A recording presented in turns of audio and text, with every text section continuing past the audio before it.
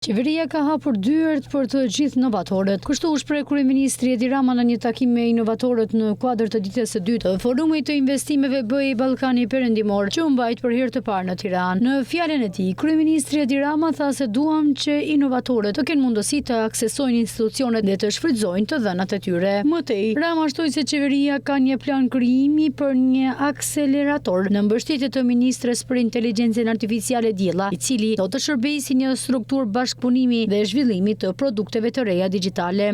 Ne kemi rënë dakord brenda nesh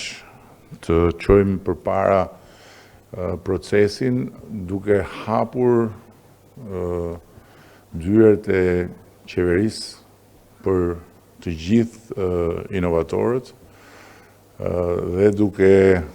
krijuar një hapësirë të përbashkët me bërtham Agjencinë e Ekselencës, që ne kemi krijuar para pak kohe, dhe të cilën do ta vëmë në dispozicionin tuaj dhe të gjithë inovatorëve. Kjo do të thotë që duam që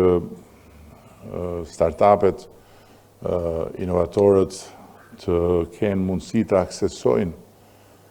institucionet dhe duke aksesuar institucionet të kenë mundësi të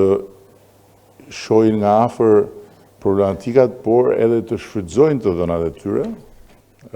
Ne kemi sfidën të krijojmë një akselerator shumë fuqishëm në mbështetje të ministres sonë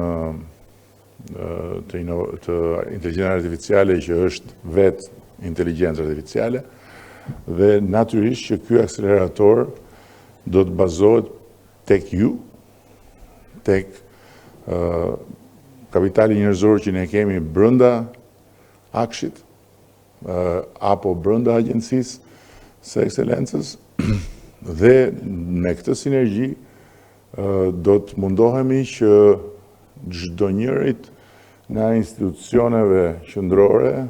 ti zgjerojmë trurin me inteligjencë artificiale. Në aktivitetin Hackathon i rajonit të inteligjencës artificiale 2025 u bën 161 pjesëmarrës nga i gjithë Ballkani Perëndimor dhe diaspora, me synimin për të zhvilluar zgjedhje konkrete të bazuar në inteligjencën artificiale për sfida reale shoqërore. U prezantuan 161 projekte, kur Rama tha se disa prej tyre janë seleksionuar, ndërsa fituesi do të shpërblehet me një udhëtim në Finland.